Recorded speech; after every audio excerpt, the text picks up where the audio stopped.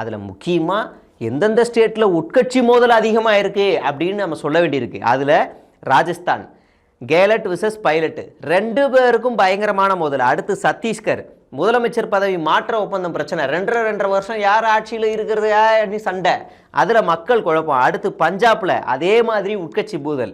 அடுத்து மத்திய பிரதேசம், இங்கேயும் உட்கட்சி மோதல். இதெல்லாம் ஒரு பக்கம் இருந்துட்டு போட்டோம். நாம் என்ன கேட்குறோம் அப்படின்னா, தமிழ்நாட்டில் இவர் சொன்ன கான்ஸ்பிரசி இருக்கா? அதாவது இவர் என்ன சொல்கிறாருன்னா, செகண்ட் பேரால் மகளிர் உரிமை தொகை ஒரு சிறந்த நலத்திட்டம், நாங்கள் வரவேற்கிறோம், ஓகே. கடந்த 3 ஆண்டுகளில் தேர்தலுக்கு முன்னதாக இது போன்ற திட்டங்கள், தேர்தலுக்கு முன்னதாக அப்படின்னா ஒரு சில மாதங்கள்னு வச்சுப்போமா, ஒரு வாரங்கள், சில வாரங்கள், சில நாட்கள், சில மாதங்கள்னு வச்சுக்கலாமா?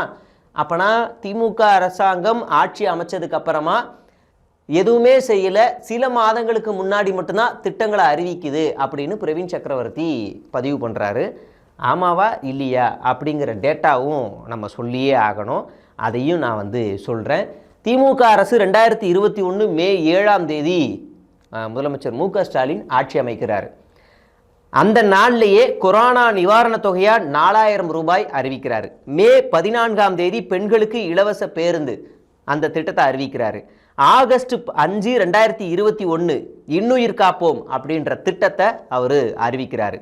அதுக்கு அடுத்ததாக அதில் முக்கியமானது நம்மை காக்கும் சாலை விபத்து அவசர சிகிச்சை முதல் 48 மணி நேரம் இலவசம், அந்த திட்டத்தோடு அதில் நம்ம சேர்த்து சொல்ல வேண்டியிருக்கு.